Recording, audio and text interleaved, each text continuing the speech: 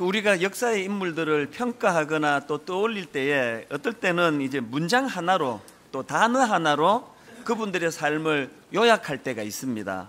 예를 들면 이순신 장군 하면 이 거북선, 이 단어 하나로 그분의 삶을 요약할 수 있는 겁니다.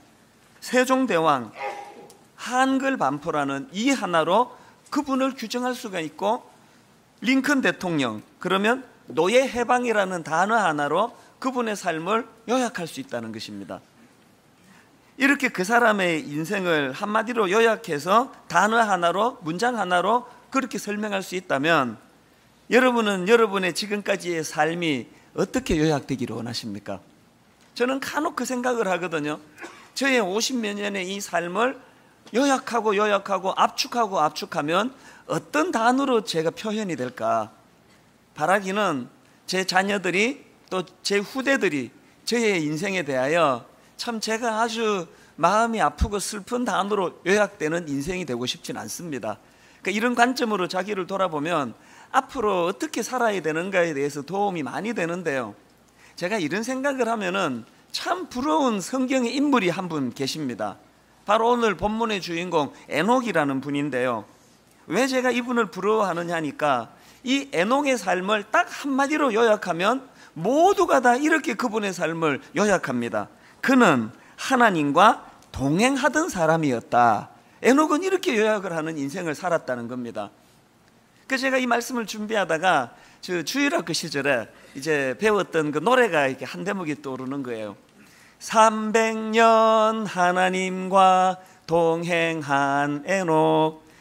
아무리 머리를 떠올리고 또 떠올려봐도요, 그 앞에 게 생각이 안 나는 거예요. 또 뒤에 가서도 생각이 안 나요.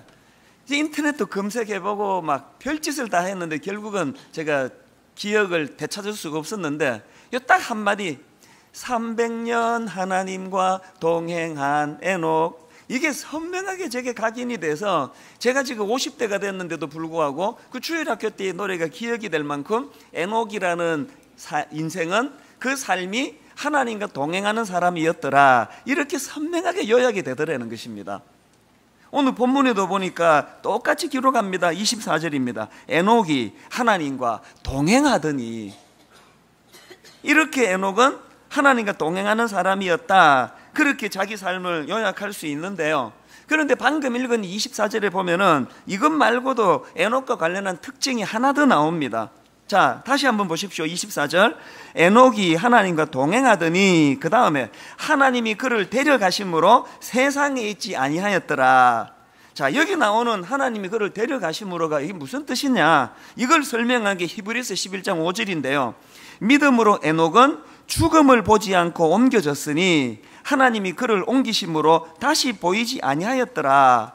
하나님이 그를 데려가심으로라는 이 본문 말씀이 그 죽음을 보지 않고 하나님이 그를 성천 데려가셨다는 거예요. 이게 대단한 거 아닙니까? 그럼 이런 질문이 가능하겠죠? 하나님은 왜 에녹에게 이런 특별한 대우를 하셨을까? 바로 11장 5절, 히브리서 11장 5절에서 이 질문에 대한 답을 제시하고 있는데요. 한번 보십시오. 믿음으로 에녹은 죽음을 보지 않고 옮겨졌으니 하나님이 그를 옮기심으로 다시 보이지 아니하였느니라. 그는 옮겨지기 전에 하나님을 기쁘시게 하는 자라 하는 증거를 받았느니라.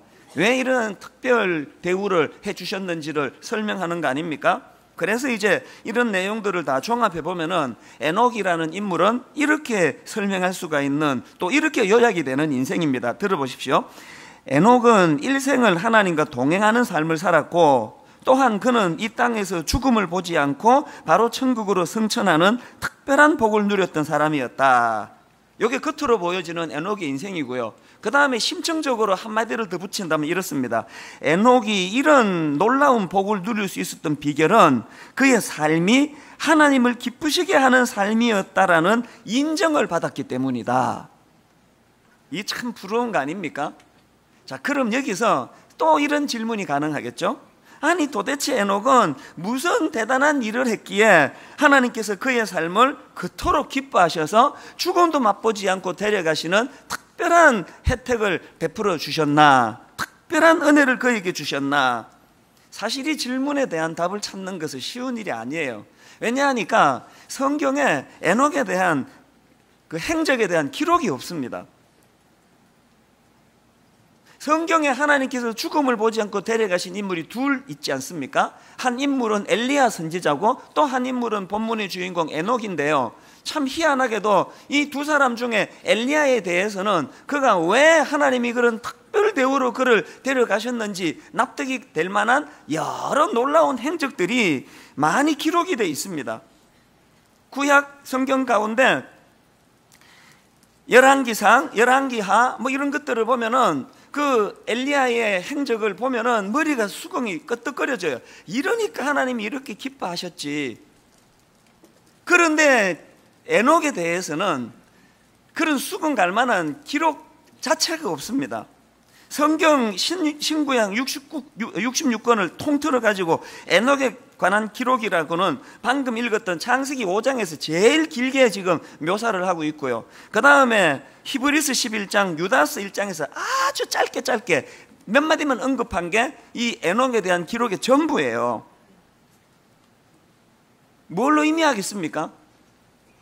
더군다나 지금 이 창세기 4장부터의 흐름을 보면은요, 창세기 4장에서부터 지금 그 시대 사람들이 남긴 그 위인들의 업적들이 쭉 열거되고 있는 그 흐름입니다. 자, 창세기 4장 17장에 보니까 동명이인 가인의 아들 또 다른 에녹이 나오는데요. 가인의 아들인 동명이인 에녹이라는 사람은 자기 이름을 가진 성을 가지고 있었다, 이렇게 기록하고, 20절에 보니까 야발이라는 사람은 육축을 잘 쳐가지고 육축가의 조상이 되었다, 이렇게 기록하고 있고, 21절에 유발은 수금과 퉁소를 잘 불어가지고 예술가의 조상이 되었다, 이런 업적을 기록하고 있고, 22절에 두발가인이라는 분은 벌써 구리와 쇠를 사용해가지고 여러 가지 기계를 만들었다, 이런 업적을 지금 기록하고 있는데요.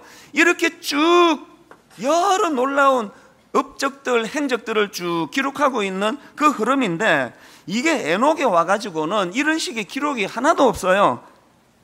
자, 본문 5장 21절부터 다시 보세요. 에녹은 65세에 무두셀라를 낳았고, 무두셀라를 낳은 후 300년을 하나님과 동행하며 자녀들을 낳았으며, 그는 365세를 낳았더라. 주변에 누구는 뭘 이루었고, 누구는 무슨 업적을 했고, 누구는 뭘 했고 하는데, 에녹은요 제일 많이 반복되는 게 낳았고, 낳았으며, 낳았더라. 에녹은 그게 다예요. 얼마나 기록할 게 없으면은 그 애 낳은 거 말고는 그 사람에 대한 기록이 없어요. 뭘 이야기하는 겁니까? 이거 앞에 그 화려한 경력을 자랑하던 인물들하고 이거 너무 비교되는 거 아닙니까? 그래서 이제 이런 것들을 종합해 보니까요, 에녹은 엘리야와 달리 주목받을 만한 큰 업적을 남긴 게 하나도 없는 사람이라는 거예요. 그래서 세상에 별 영향력을 끼치지 못했던 그저 평범한 사람 중에 한 사람이었다. 이게 참 이상한 이야기 아닙니까? 아니, 성경에 그 대단한 업적을 남긴 인물들이 얼마나 많습니까? 뭐 모세부터 시작해가지고 엄청난 공헌을 한 사람들이 그렇게 많아도 그것 때문에 죽음을 보지 않고 데려가시는 경우는 엘리야 딱 한 사람밖에 없는데, 에녹같이 아무것도 안 하고 그냥 애만 낳고 그냥 애 낳고 애 낳고 이것만 기록하고 있는 에녹은 어떻게 하나님이 그 삶을 기뻐하셔서 그를 죽음도 보지 않고 데려가셨냐는 거예요. 이게 지금 뭘 의미하느냐는 겁니다. 여러분, 우리가요 이런 말씀 앞에서 지금 우리가 목말라 추구하는 이거하고 하나님의 기준이 얼마나 어긋나 있는가를 이런 말씀을 통해 우리가 자각해야 된다는 것입니다. 저는 이 질문을 가지고 에녹을 묵상하다가 구약의 두 성경 구절이 떠올랐는데요. 하나는 신약이네요. 하나는 구약이고, 제 머릿속에 떠올렸던 두 성경 구절 중에 하나가 디모데후서 2장 20절 21절이에요. 우리 같이 한번 읽어보실까요? 큰 집에는 금그릇과 은그릇뿐 아니라 나무그릇과 질그릇도 있어 귀하게 쓰는 것도 있고 천하게 쓰는 것도 있나니, 그러므로 누구든지 이런 것에서 자기를 깨끗하게 하면 귀히 쓰는 그릇이 되어 거룩하고 주인의 쓰심에 합당하며 모든 선한 일에 준비함이 됨이라. 여기서 우리가 하나님께 어긋나 있는 게 뭐예요? 우리는 너무나 이 세상 가치관에 쩔어가지고 우리는 금그릇, 은그릇, 또 사람들이 주목하는 큰 그릇이 돼야 된다는 거예요. 이게 가치 있는 인생이라는 거예요. 지금 여기 하나님의 기준은 그런 어떤 사이즈, 그런 가격의 비싸 이런 거의 문제가 아니고 그가 얼마나 자기를 깨끗하게 하느냐, 그가 얼마나 하나님의 성품인 거룩을 몸부림치고 있느냐로 그 인생의 존귀함을 평가하고 계시는데, 우리는 꽁 잡는 게 매 아닙니까? 성공만 하면 되는 거지. 오늘 우리의 가치관이, 그래서 여러분 이런 가치관을 버리지 못하고 성경을 읽으면 차라리 안 읽는 게 나아요. 더 탐욕적이 돼요. 더 금그릇 그러면서 성경 읽으면 읽을수록 하나님의 뜻에 더 어긋나는 그런 모습이 된다는 거예요. 그런가 하면은 에녹을 보면서 제가 떠올렸던 구절이 하나 더 있는데, 구약의 미가서 6장 6절부터 8절입니다. 자, 보세요. 내가 무엇을 가지고 여호와 앞에 나아가며 높으신 하나님께 경배할까? 내가 번제물로 1년 된 송아지를 가지고 그 앞에 나아갈까? 여호와께서 천천의 숫양이나 만만의 강물 같은 기름을 기뻐하실까? 내 허물을 위하여 내 맏아들을, 내 영혼의 죄로 말미암아 내 몸에 열매를 드릴까? 뭐 이런 마음도 참 귀하긴 하지만 이게 전부 다 물질적인 거 아닙니까? 막 크게 막 드리는 거, 막 엄청난 공헌을 하는 거, 막 내 맏아들까지 죽여서 하나님께 바치고, 어떤 이런 그 실적적인 모습을 가지고 접근하는데, 이것에 대하여 하나님께서 어떤 교정을 주십니까? 8절을 한번 보십시오. 사람아, 주께서 선한 것이 무엇임을 내게 보이셨나니, 하나님께서 내게 구하시는 것은, 그러니까 하나님이 내한테 원하는 것은 오직 정의를 행하며 인자를 사랑하며 겸손하게 내 하나님과 함께 행하는 것이 아니냐. 왜 하나님이 그 4장에 나오는 수많은 이런 업적 저런 업적 열거하는 그 사람은 우리 내리에 하나도 기억나지 않는 그런 사람으로 그냥 뒤돌려 버리고, 에녹같이 애 낳은 거 낳고 뭐 동행 이것밖에 없는 에녹에 대해서는 오늘 수천 년이 지난 지금까지 우리들 뇌리에 자리 잡고 있는 인물로 하나님이 이렇게 규정을 하고 있느냐는 거예요. 여기에서 지금 우리가 너무나 가치관이 지금 왜곡된 곳으로 흘러가고 있는 것을 우리가 정직하게 시인해야 돼요. 제 마음 본능에서는 끊임없이 이런 욕구가 있습니다. 하나님, 적어도 이분들이 저를 믿고 이 자리에 오셨는데, 아버지, 제가 저분들을 실망시키지 않는 목사가 되게 해주세요. 여기까지는 뭐 그래도 뭐 틀린 건 아니라고 봐요. 그 여기서 한 걸음만 더 나가면은 분당에서 제일 좋은 교회 만들어 주세요.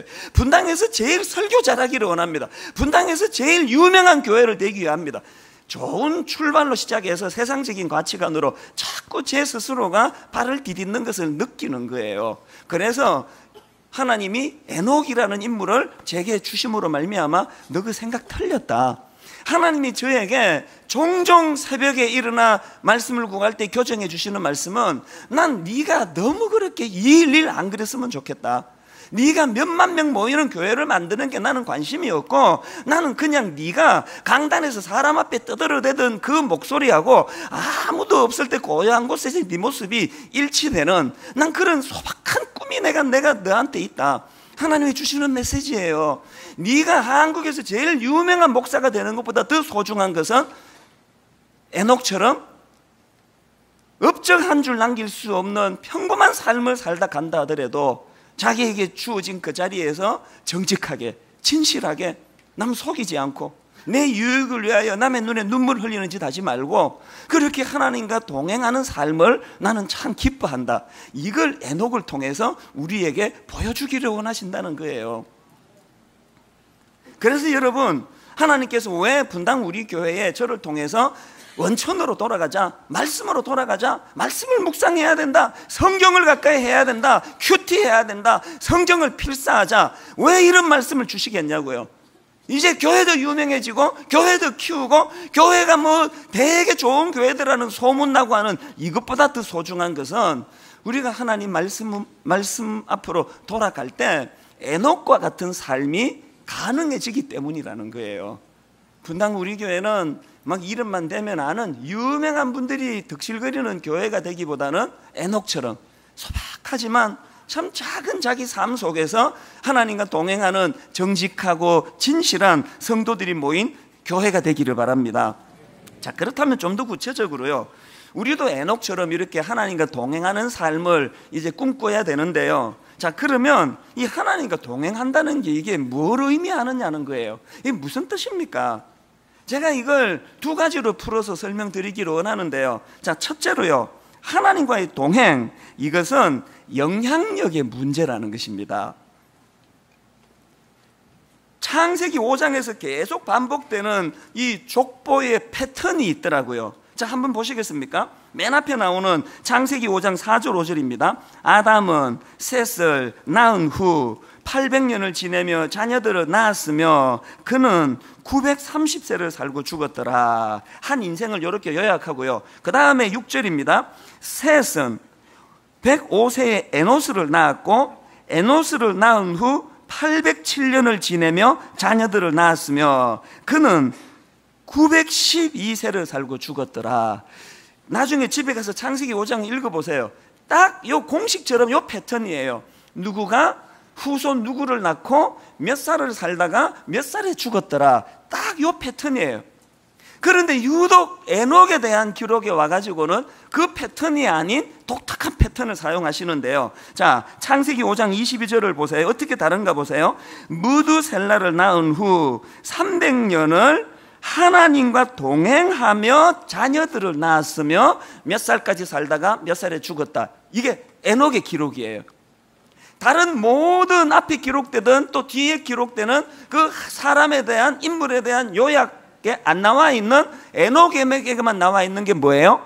거기에 하나님과 동행하며라는 이것이 에녹에게는 첨가되어 있다는 것입니다.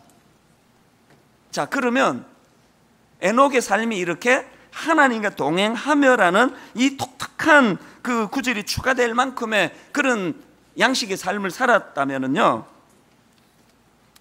이 하나님과 동행하며라는 이 추가 구절이 에녹에 뭘 강조한 것일까요? 이 질문에 답하기 위해서는 창세기 6장 9절로 가보셔야 되는데요. 보세요.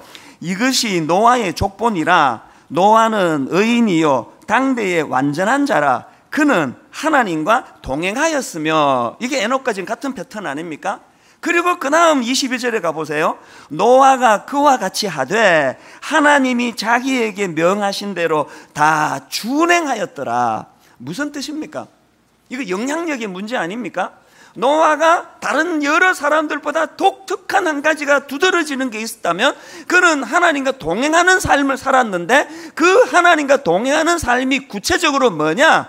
하나님의 영향력 아래 놓여 있는 인생이었다는 거예요. 여러분, 우리가 리모컨, 요새 자동차들이 잘 나와가지고 다 이제 여기에 리모컨이 달려 있잖아요. 그래서 이제 어떨 때는 막 헷갈려요. 이 차도 소나타, 저 차도 소나타, 그것도 소나타 중에도 저는 이제 귀찮아가지고 때가 타도 표 제일 안 나는 그런 그 회색 비슷한 차를 한 번도 그 컬러를 바꾼 적이 없어요. 그러면 거의 대부분이 저하고 깨어른 사람들이 많아가지고 소나타, 회색 때잘 타는 색깔의 차가 많아요.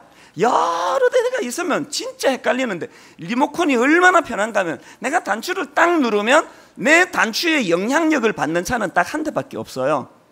수없이 많은 차들이 내 주변에 있지만 모든 차들은 나와 상관이 없고 내가 갖고 있는, 내가 주인으로, 걔가 아니고 그 차가 나를 주인으로 인식하고 있는 그 차만이 반응을 하는 거예요. 이게 영향력이에요. 그래서 단추 누르는데 깜빡깜빡 하는 남의 차 건들면 큰일 납니다. 오늘 우리가 하나님과 동행한다는 게 뭘 의미한다고요? 하나님이 말씀을 던져요. 온 세상의 모양은 똑같이 우리와 비슷하게 살아가지만 하나님과 상관없는 사람들은 하나님의 말씀에 반응이 없어요. 돈 잘 벌고 큰 차 타고 큰 그릇 되는 게 이게 인생의 목적이지, 뭐 깨끗하다고 누가 알아줘? 말도 안 되는 소리. 거룩하다고 누가 그 쳐주기나 해? 이런 가치관을 가지고 살아가는 그 사람은 하나님의 영향력 아래 있는 사람이 아닙니다. 하나님의 영향력 아래 있는 사람은 하나님의 말씀 앞에 부담을 느껴요. 비록 내가 약해서 아직은 잘 100% 못 구현해낸다 할지라도 마음에 가책이 느껴져요. 괴로워요. 왜? 영향력 아래 살아가니까. 자꾸 눌러대시니까 내 마음에 반응이 오는 거예요. 양심이 내 마음을 두드리는 거예요.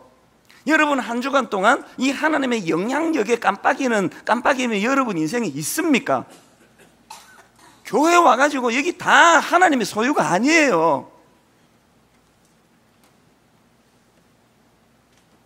에녹이 하나님 보시기에 인간의 눈으로는 아무것도 이룬 게 없는 평범한 동네 아저씨 같은 인생이지만 그 삶이 귀한 것은 일평생 동안 에녹은 하나님의 영향력 아래에서 하나님과 더불어서 동행하며 살았고, 이것이 세상 그 어떤 것보다 더 가치 있는 일이다. 이게 에녹을 통해 우리에게 주시고자 하는 메시지인 줄로 믿으시기를 바랍니다. 그래서 여러분, 얼마나 큰 교회가 됐나, 이게 외제차인가, 이게 뭐 BMW인가, 이런 게 저에게는 의미가 있는 게 아니고, 내가 단추 누르면 깜빡깜빡 반응하는 그게 저에게 의미가 있다면 하나님 앞에서 여러분의 삶이 그런 복된 삶이 되시기를 바랍니다.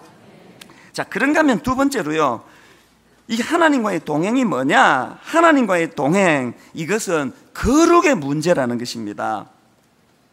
그 제가 어릴 때를 떠올려 보면은요, 뭐 그때는 다 가난하고 어려워서 더 그랬을 거예요. 믿음이 좀 있는 집안의 부모님이라면요, 거의 자식을 위하여 그 축복하고 복을 비는 그 패턴이 거의 똑같았습니다. 온 집집마다 이런 기도, 여기 모태신앙 이 기도 많이 듣고 자라셨을 거예요. 하나님, 우리 아들 철수가, 하나님, 우리 아들 영희가 남의 머리가 될지언정 꼬리가 되지 않게 해주시고, 이 웃는 분은 다 지금 그 반응을 다 경험한 분이에요. 저희 집에서도 그냥 열심히 그 기도 하시더라고요. 우리 아들 찬수가 남의 머리가 될지언정 꼬리가 되지 않게 해주시고, 그 목사 가정에서 태어나가지고 잠 한창 많은데 새벽 6시에 그냥 한창 자고 있는데 예배 드리자 그러고 깨워놓고는 졸고 있으면 우리 아들 찬수가 남의 머리가 될지언정 꼬리가 되지 않게 해주시고, 그냥 자도록 내버려두면 저절로 머리가 될 텐데 계속 그렇게 귀찮게 괴롭히면서 머리가 될지언정 꼬리가 되지 않게 해주시고, 그 기도를 막 한 번도 안 빠지고 하셨어요. 그래서 그 부작용 때문에 제가 이렇게 머리가 이렇게 큼지막하게 커진 거 아닙니까? 나중에 제가 성경을 읽다가 보니까요, 그게 성경에 있는 걸 인용했던 거더라고요. 신명기 28장 13절 말씀이더군요. 여호와께서 너를 머리가 되고 꼬리가 되지 않게 하시며 위에만 있고 아래에 있지 않게 하시리니 오직 너는 내가 오늘 내게 명령하는 내 하나님 여호와의 명령을 다 지켜 행하고. 여기서 우리 부모들이 우를 범한 게 두 가지예요. 뒤에는 안 하잖아요. 하나님 말씀을 머리가 되기 위하여, 영향력이 있는 인생이 되기 위하여 하나님이 제시하는 조건, 네가 내 영향력 아래 거해야 된다. 내 하나님 여호와의 명령을 듣고 지켜 행하며라는 이 조건은 싹 빼버리고 그냥 무조건 머리 만들어 달라는 거 아닙니까? 머리가 되게 해주시고 꼬리가 되지 않게 해주시고. 그런가 하면은 제가 그 기도를 생각하면요, 참 아쉬운 게 이거예요. 그때 우리 어른들이 우리들을 위하여 남의 머리가 될지언정 꼬리가 되지 않게 해주시라는 그 기도가 참 고마운 기도 아닙니까? 그래서 저도 그 기도가 응답이 돼가지고 저같이 보잘것없는 사람이 이렇게 한 교회의 담임 목사 리더가 되는 이런 복을 제가 누리고 있잖아요. 그런데 여기서 우리가 아쉬운 게 뭐예요? 지금 1000만이네 1200만이네 거품 부풀리면서 떠들고 다닐 때 왜 이 세상은 하나도 변화가 없느냐, 이런 지적을 받을 때 우리는 묵묵부답으로 갈 수밖에 없었기 때문에, 제가 우리 윗대 어른들의 기도에 한 가지 아쉬운 게 뭐냐, 기왕 그렇게 기도하실 거 한마디만 더 덧붙여 주시지. 그게 뭐예요? 하나님, 우리 아들 철수가, 하나님, 우리 아들 영희가 남의 머리가 될지언정 꼬리가 되지 않게 해주시고, 그런 하나님 그리하지 아니시라도 아버지, 우리 아들 철수가, 우리 딸 영희가 남의 꼬리가 되어 밟히는 한이 있어도 머리 되려고 불법 저지르지 않고 부정 저지르지 않고 정직한 아들, 진실한 딸 되게 하여 주시옵소서. 왜 그 기도를 덧붙여 하지 않아 주셨나, 그런 아쉬움이 있더라는 거예요. 제가 남의 머리가 돼 보니까요, 담임 목사가 돼 보니까요, 세상에서 다스릴 수 없는 존재가 딱 하나예요. 저 자신이에요. 저는 저만 잘 다스리면 돼요.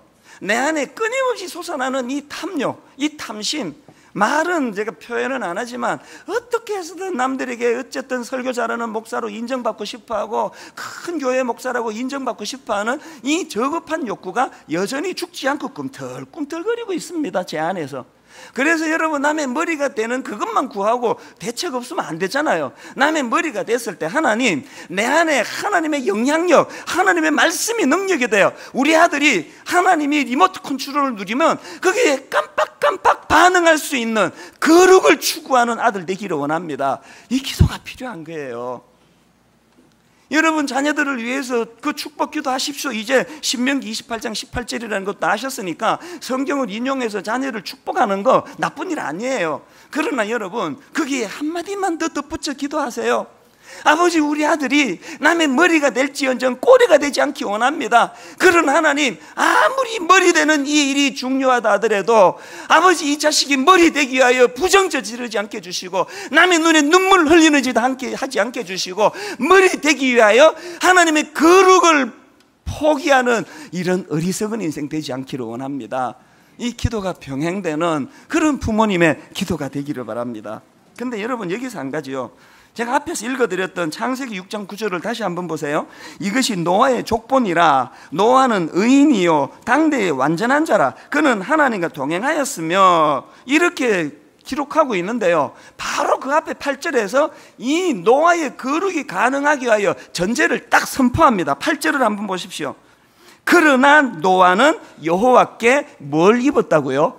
은혜를 입었더라. 이걸 놓치시면 안 돼요. 거룩은 우리의 영역이 아닙니다. 하나님의 영역이에요. 내가 애쓴다고 얻어지는 게 거룩이 아니에요. 인간의 몸부림은 사이비 거룩만 얻게 될 뿐이에요. 그래서 우리가 진짜 하나님의 거룩을 추구한다면 은혜를 구해야 돼요.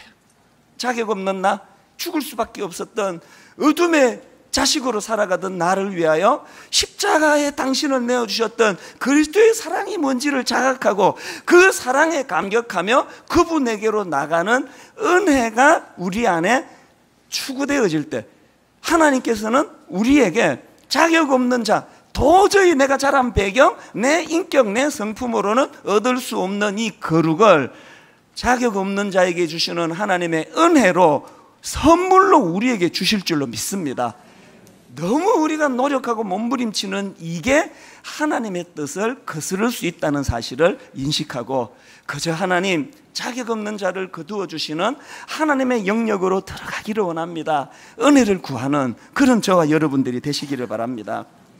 제가요, 이 노아를 왜 들고 왔냐 하면요, 이 말씀을 이제 묵상을 하는데 계속 하나님이 제 마음에 주시는 부담이 이거예요.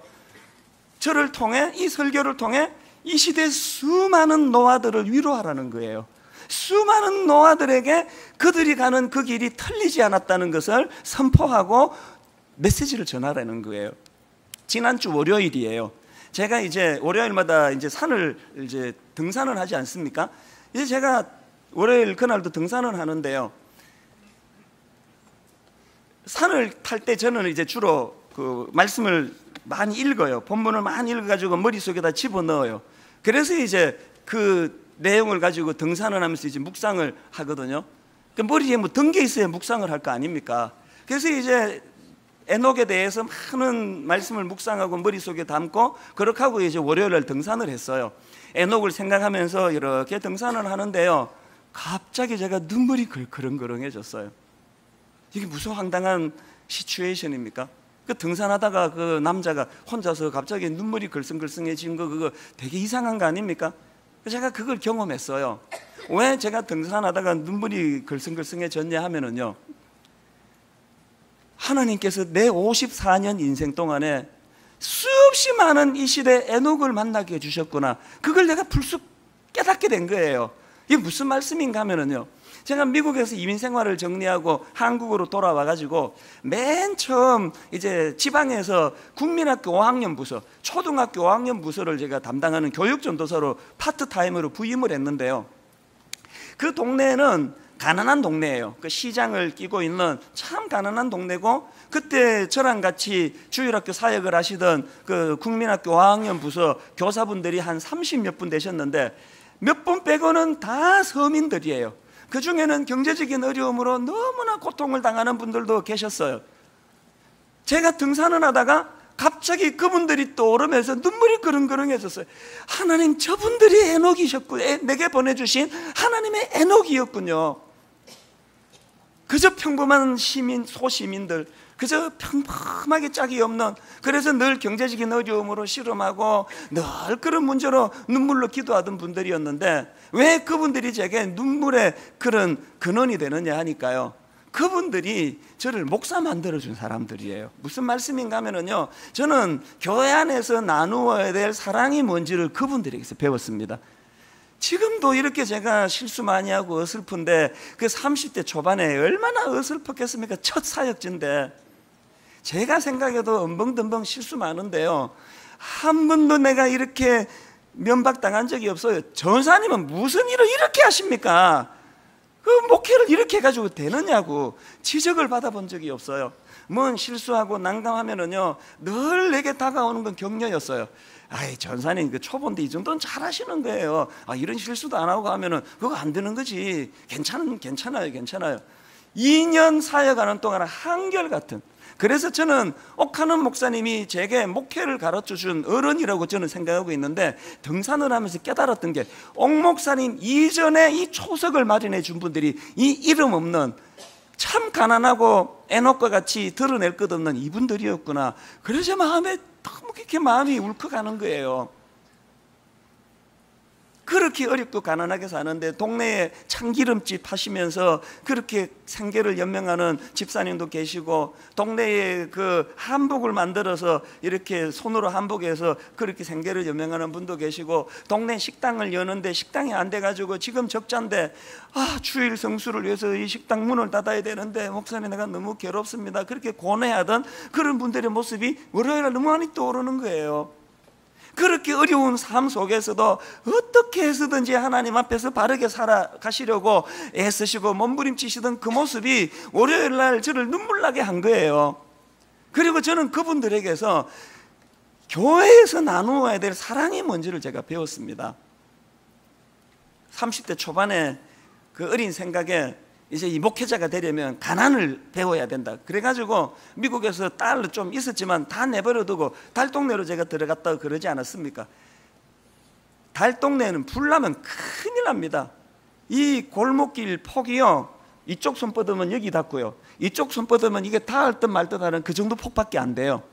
그리고 이게 뭐 방음이라는 게 어디 있습니까? 저는 창고를 개조한 그 본체 옆에 그 창고를 개조해가지고 이제 돈이 궁하니까 그렇게 해서라도 이제 돈을 얻으려고 주인이 이제 생각한 거죠. 부엌도 없고요, 그냥 문풍지문 싹 열면 마당이고요, 안방에서 주인 댁에서 소곤소곤하는 얘기까지 다 들려요.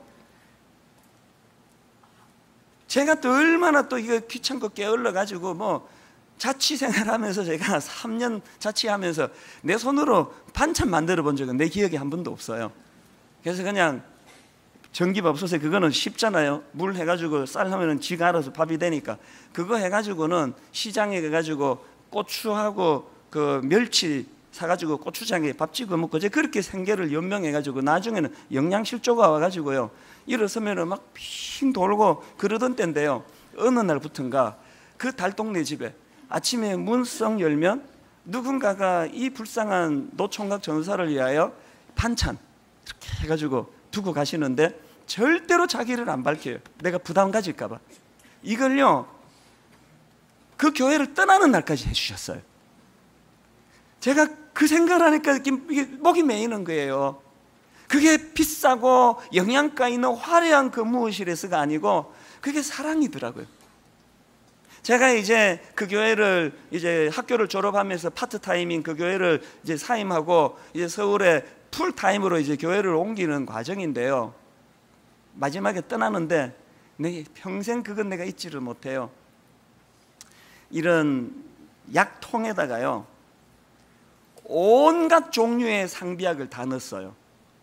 두통약, 감기약, 설사약, 파스, 무슨 약 하나 가득히 종류별로 다 채워놓고 제가 뚜껑을 딱 열었더니 거기에 이런 포스트잇으로 쪽지 하나가 쓰여 있더라고요.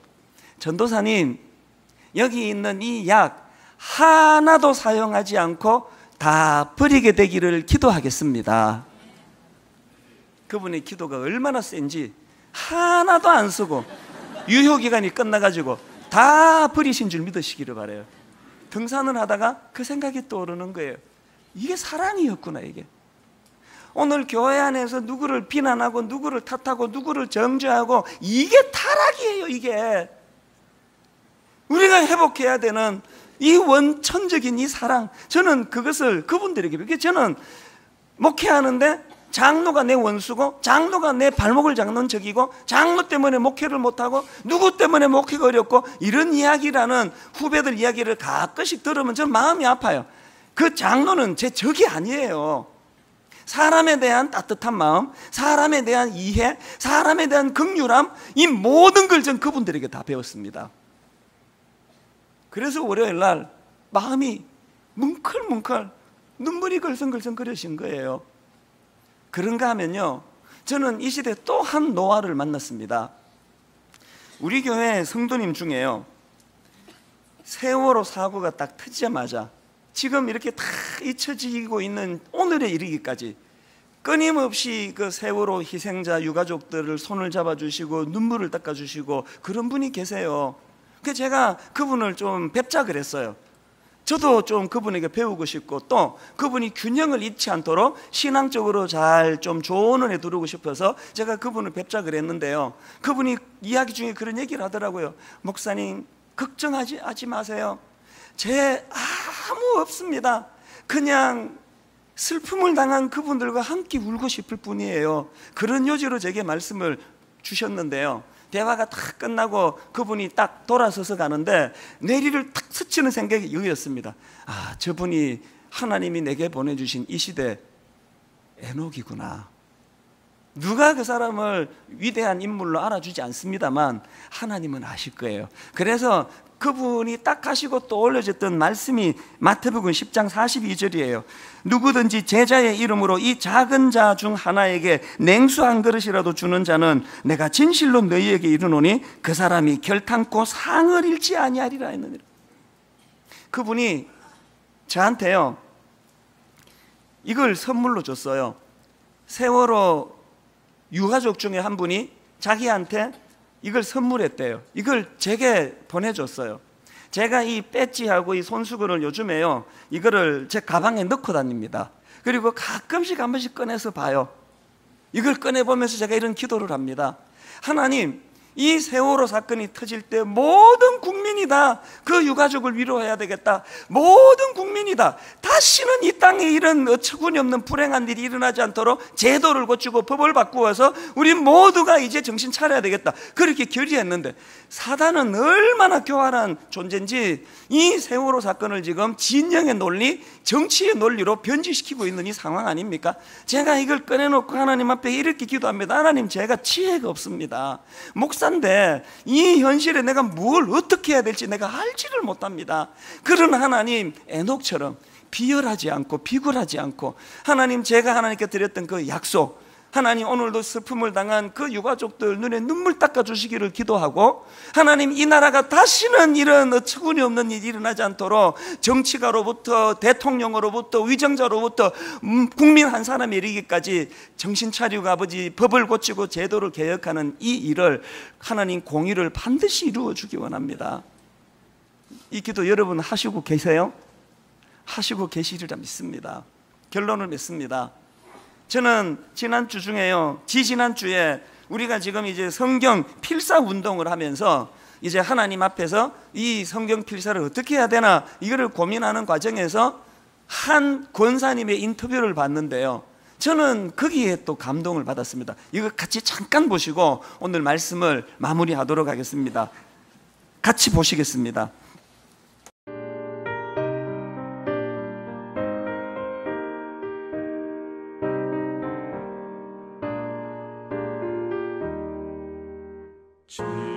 지금까지 지내온 것 주의 크신 은혜라. 디모데 어머니 윤희계와 외할머니 로이스가 디모데에게 신앙의 유산을 물려준 것을 보고서 나는 8남이나 된 자녀들이 있는데 무엇을 물려줘야 하나. 자녀들과 후손들에게 신앙의 유산을 전하고자 시작한 성경 필사. 70세부터 시작한 성경 필사를 통한 말씀 나눔이 20년 넘게 이어져 오고 있습니다. 8남의 자녀들하고 우리 교인들, 권사님, 지금까지 이거 이정자 집사님 드릴 건데 36번째요. 대학노트 하나에다가 써드렸어요. 내가 좋아하는 성경 말씀도 쓰고. 나눔 필사본 맨 앞장에 써서 주는 요한 3서 1장 2절 말씀. 사랑하는 자여, 내 영혼이 잘된 같이 내가 잘되고 범사에 잘되고 강건하기를 원하노라. 그 말씀을 좋아해요. 영혼이라는 게 영혼이 잘된 같이, 그 영혼이라는 것은 우리 신앙 아니에요? 신앙이 첫째 잘 돼야 하거든요. 그러니까 신앙이 잘 되면 또 건강해야 하고. 필사를 통해 받은 은혜로 영과 육이 모두 건강해졌다고 고백하는 김정희 권사. 허리 안 아파요. 눈도 안 아프고 허리도 안 아프고. 그러니까 쓰죠. 아무 데도 아픈 데가 없어요. 아픈데 오히려 머리가 아프다든지 하면 쓰고 나면 깨끗해요. 성경 전체 필사 5번과 36번의 성경 필사 나눔을 통해 김정희 권사가 꼭 전하고 싶었던 축복의 말씀. 사랑하는 자여, 내 영혼이 잘됨 같이 내가 범사에 잘되고 강건하기를 내가 간구하노라.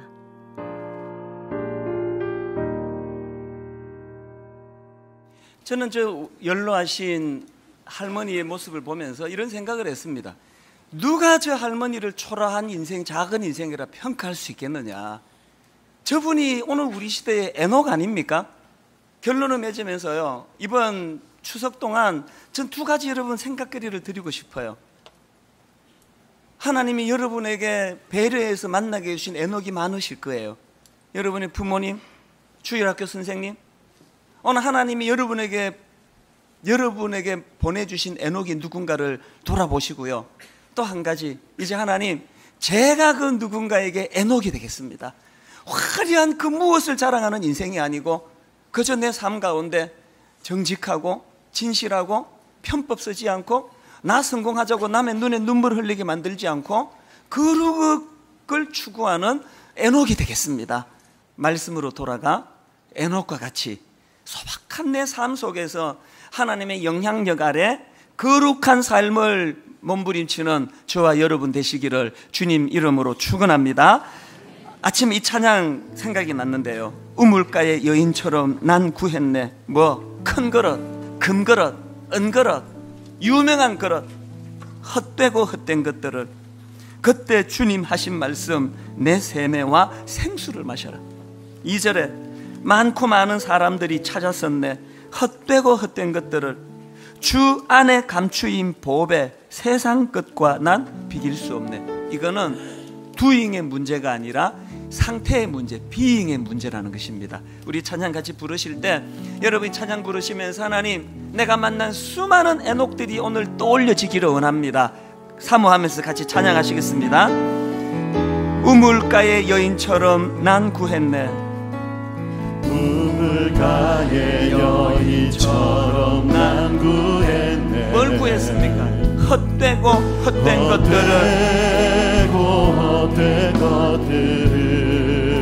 그때 주님 하신 말씀, 주님 하신 말씀, 내 세매와 생수를 마셔라. 생수를 마셔라. 오 주님 채우소서. 채우소서. 나의 잔을 높이 듭니다. 하늘 양식 내게 채워주소서. 넘치도록 채워주소서.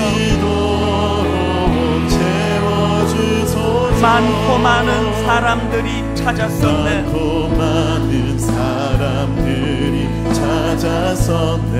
헛되고 헛된 것들을. 주 안에 감추인 보배. 주 안에 감추인 보배. 세상 것과 난 비길 수 없네. 하나님 에녹과 같이 하나님 영향력 아래 놓이기 원합니다. 오 주님 채우소서. 나의 잔을 높이 듭니다. 하늘 양식 내게 채워주소서. 넘치도록 채워주소서.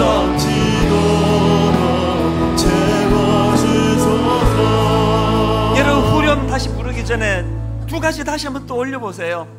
오늘 여러분 이 자리까지 하나님이 보내주신 너무너무 고마운 수많은 에녹들, 제가 등산하다가 엄청난 한국을 대표하는 어떤 분 또 올려서 운 거 아니에요.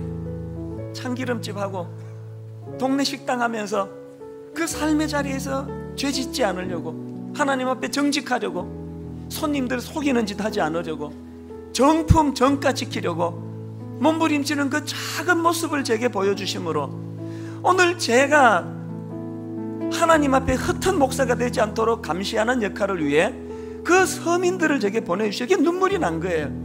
오늘 여러분에게 어떤 에녹이 있었습니까? 어떤 에녹을 만나고 다녀갔습니까? 더 중요한 것, 이제 하나님 제가 에녹 되기 원합니다. 3절 가사가 그거 아닙니까? 우리 후렴부터 다시 한번 이 찬양 부를 때 아버지 정말 그 황한 꿈에 부푼 걸 비전으로 그렇게 포장 씌우지 말고 그저 소박한 내 삶 가운데 오늘도 주님 영향력 아래 거하며 이것이 허무한 인생이 아님을 살아내는 저희들 되기 원합니다. 이렇게 노래합니다. 오 주님 채우소서. 오 주님 채우소서. 나의 잔을 높이 듭니다. 나의 잔을 높이 듭니다. 하늘 양식 내게 채워주소서. 양식 내게 채워주소서. 넘치도록 채워주소서. 더 열망하십시오. 오 주님 채우소서. 오 주님 채우소서. 나의 잔을 높이 듭니다. 나의 잔을 높이 듭니다. 하늘 양식 내게 채워주소서. 양식 내게 채워주소서. 넘치도록 채워주소서. 에녹 같은 삶을 가능하게 하시는 은혜 이곳에 오셔서 이곳에 앉으소서. 이곳에서 드리는 예배를 받으소서. 주님의 이름이 주님의 이름만이 오직 주의 이름만 이곳에 있습니다. 숨도 높은 고백을 드립니다. 이곳에 오셔서 이곳에 앉으소서. 이곳에서 드리는 예배를 받으소서. 주님의 이름이 주님의 이름만이 오직 주의 이름만 이곳에 있습니다. 말씀 생각하시고 우리 한 목소리를 같이 기도하시겠습니다. 시골에 계시는 부모님, 저에게 에녹입니다. 시골에 있는 주일학교 선생님, 저에게 에녹입니다. 그분들을 축복하며 기도합니다. 통성으로 기도하시겠습니다. 살아계신 하나님 아버지, 하나님 우리의 삶 속에 하나님 수많은 믿음의 사람들을 만나게 하셨고 보이지 않는 사람들을 만나서 하나님 여기까지 오게 하신 에베레스 하나님, 우리와 동행하신 주를 올립니다. 하나님 지난 세월을 돌아볼 때 뿐만 아니라 하나님 내 삶의 현장에 함께 하셨고 하나님 그렇게 주님과 동행하는 자리를 나를 붙잡아 주신 하나님의 사랑에 감사를 드립니다. 하나님 그 사랑을 다시 한번 기억하며 하나님 아버지, 사랑의 자리를 나아가오니 하나님 다시 한번 오늘 이 자리를 통해서 하나님과 함께하는 기쁨과 그 사랑이 나누는 그 현장의 기쁨 아버지 오늘 이 시간 동안 회복될 수 있게 하여 주시옵소서. 기도의 문을 열어 하나님 찬양의 예수가 되어서 나를 향해서 예수 그리스도의 성품과 같이 하나님 그렇게 나를 섬겼던 그 사랑의 성품들을 돌아봅니다. 하나님 나를 그 사랑의 빛인 마음을 가지고 하나님 그렇게 사랑하며 기억하는 곳에서 하나님과 동행하는 기쁨의 자리를 나아가드렸답니다. 하나님 우리 시험의 마음 가운데 은혜를 주시고 하나님의 하시는 태양의 기쁨과 이 시간 여러분 한 1, 2분 더 조용히 하나님 앞에 묵상하며 어떤 분 오른손 가슴에 얹으시고 깊이 주님을 묵상할 때 지난주 내내 하나님이 제게 주신 메시지예요. 설교를 통해서 오늘 이 시대 에녹을 좀 위로해 주거라. 오늘 여러분 가정을 지키시려고 에녹처럼 사람이 알아주지 않는 그 자리에 묵묵히 일하다가 낙심한 분 계세요? 하나님, 내 인생이 이게 뭡니까? 나 엘리야가 되기를 원하는데 아무것도 잡히는 게 없습니까? 오늘 그런 마음이 허전하신 분들에게 성령님이 여러분 마음에 말씀해 주시기 원합니다. 네가 에녹이다. 네 삶 절대 그거 헛된 것 아니다. 위로의 말씀이 있기를 원합니다. 고맙다. 네 가정 지키려고 그렇게 애쓰며 수고한 거 내가 다 안다. 어떻게 그것이 하찮은 일이냐?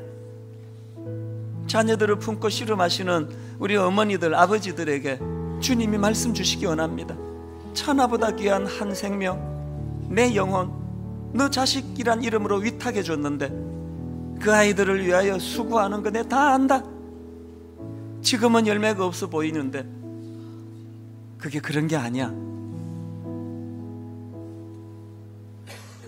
잠잠히 하나님의 위로하심이 있기를 원합니다. 하나님, 이번 명절 허전해지지 않도록 도와주시고 공허에 빠지지 않도록 도와주시고 하나님이 인정해 주시는 에녹이 될 수 있다면 아버지 힘 얻어 묵묵히 이 길 걸어가겠습니다.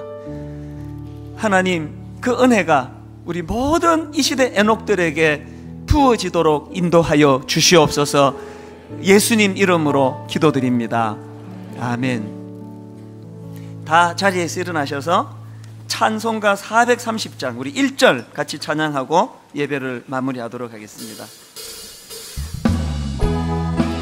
우리 힘을 얻어 박수치며 손뼉치며 기쁨으로 주님 앞에 이렇게 찬양합니다. 주와 같이 길 가는 것, 같이 길 가는 것 즐거움이라니까.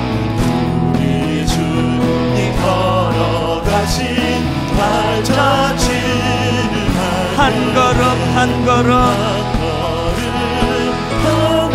주 예수와 함께 날마다